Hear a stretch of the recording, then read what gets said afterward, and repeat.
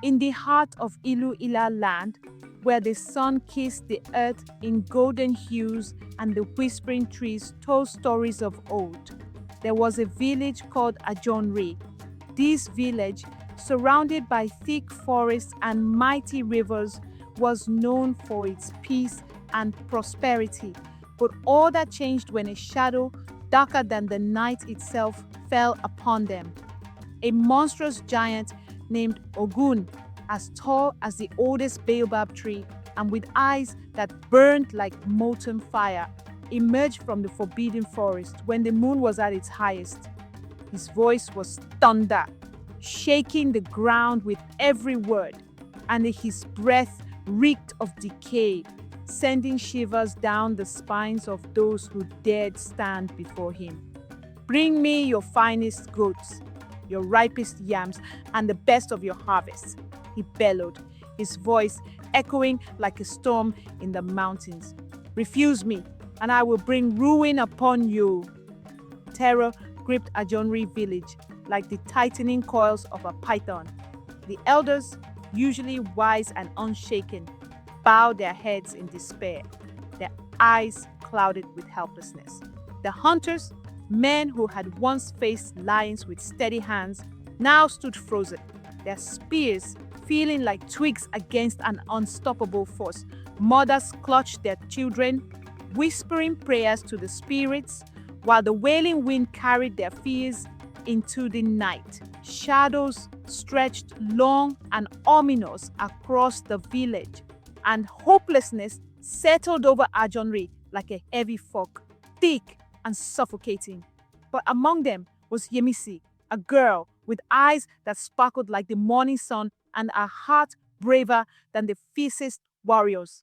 While others whispered in fear, she sat by the fireside, her ears attuned to the crackling flames and the voices of the elders, recounting the tales of mighty heroes who had once conquered evil.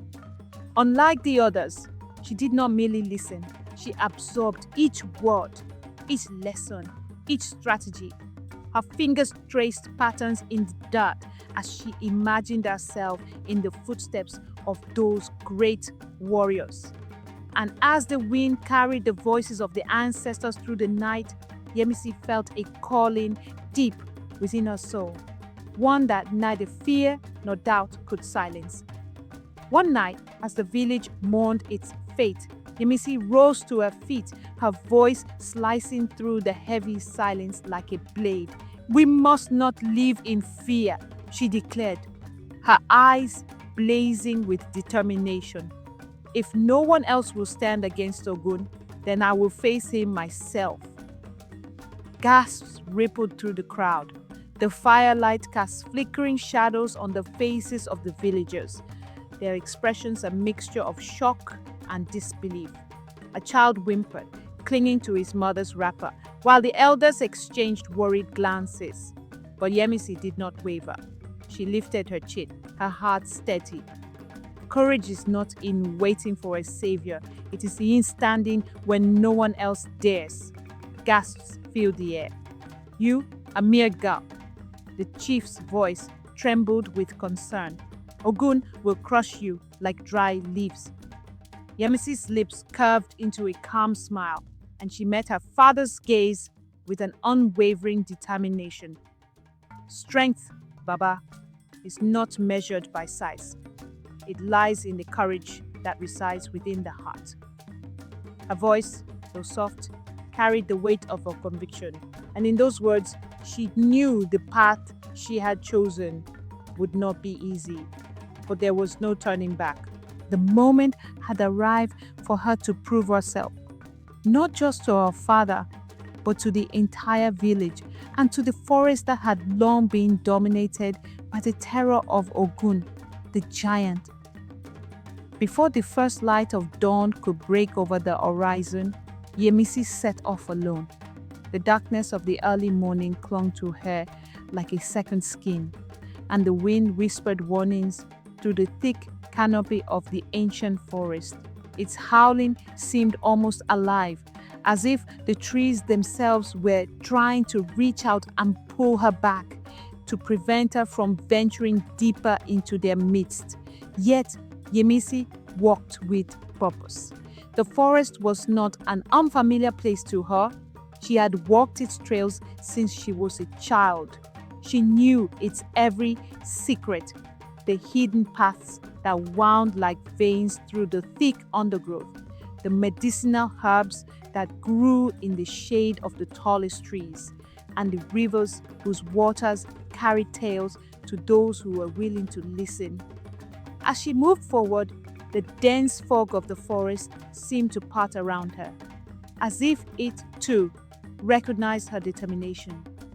She knew the path that would lead her to Ogun's lair, a cave carved into the belly of the earth, deep in the heart of the forest. The air grew colder as she neared, and the sense of dread became palpable. The ground beneath her feet was littered with the bones of those who had dared to face the giant before her, and the stench of death hung heavy in the air.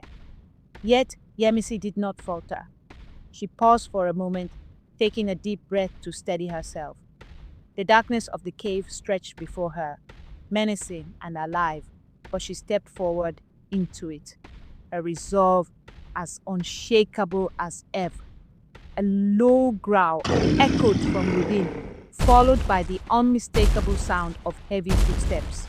The ground beneath her seemed to vibrate with the approach of something far larger than herself.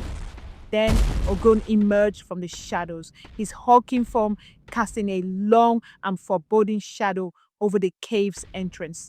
His eyes, glowing like embers, locked onto Yemisi as he let out a booming laugh, one that reverberated through the forest and shook the trees. "You!" Ogun's voice rumbled like thunder, his laughter laced with mockery. "You dare to come before me, little girl?" His voice was a terrifying roar, but Yemisi stood tall, not a hint of fear in her stance. She was undeterred, her eyes fixed on him with unyielding resolve. "I have come to challenge you, Ogun," Yemisi declared, her voice steady and clear despite the giant's intimidating presence. "If I win, you will leave my village forever." The giant's laughter continued, echoing across the land, sending birds fleeing from the trees. "You amuse me, child," Ogun sneered, towering over her. "But I accept your challenge. Let us see if your bravery can match my strength." Without warning, Ogun lunged at her, his massive hands reaching down to crush her like a mere insect. But Yemisi was faster than anyone would have anticipated. She rolled to the side with the agility of a deer, and in the same motion, she reached into her pouch and grabbed the special pepper dust she had carefully prepared. With a flick of her wrist, she tossed the fiery powder into Ogun's eyes. The giant howled in pain, his vision clouded by the burning powder. His hands flailed wildly, toppling trees and causing the earth to tremble beneath his fury. But Yemisi, ever the tactician, was already climbing the low-hanging branches of a nearby tree, using the height to her advantage. She waited, poised and ready for her next move. "You are clever," Ogun growled through gritted teeth, his anger rising as he wiped at his eyes. "But tricks will not save you." His voice was now filled with a cold fury, and his temper was becoming as unpredictable as the storm clouds that churned in the sky above. In a fit of rage, he stomped his foot onto the ground with such force that the very earth beneath her feet cracked and trembled. Yemisi was thrown off balance, tumbling to the ground. Before she could regain her footing, Ogun's enormous hand shot out, snatching her up in a grip that could easily crush stone. The villagers, who had secretly followed her into the forest, watched in helpless horror from the shadows of the trees. They gasped as they saw their brave champion captured by the giant's ruthless hand, but Yemisi remained calm, her mind already racing through her options. Hidden deep in her pouch was a small, sharp stone, one she had taken from the riverbank the previous evening. It had been blessed by the village elders, imbued with their prayers for strength and protection. As Ogun raised her to his enormous mouth, ready to swallow her whole, Yemisi drove the stone into the softest part of his palm. The giant let out an ear-splitting scream of pain, his grip loosening just enough for Yemisi to fall to the ground, landing on her feet. With a burst of energy, she darted between his massive legs, her body moving like a shadow, slipping through the spaces where a giant would never expect a small girl to be. She grabbed a vine hanging from a nearby tree and swung herself up onto Ogun's back, using the momentum to deliver a powerful blow to the back of his head, striking the very spot where even giants feel pain. Ogun staggered, his towering frame teetering as his rage began to subside into confusion and weakness. The earth, which had once shaken beneath his every step, now trembled beneath the force of his collapse. With a final, defeated groan, the mighty giant crashed to the ground, his strength no match for the cunning and courage of the young girl before him. The villagers, witnessing the impossible, erupted in cheers. Their voices echoed through the forest, and the trees seemed to sway in celebration. Yemisi stood before them, her chest heaving with exhaustion, but her eyes blazing with triumph. She had faced down the terror of the forest, and she had won.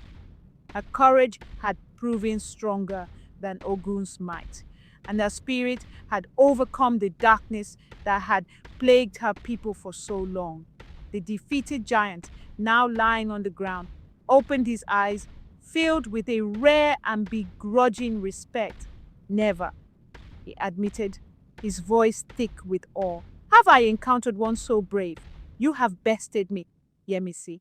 I shall leave your people in peace as you have requested.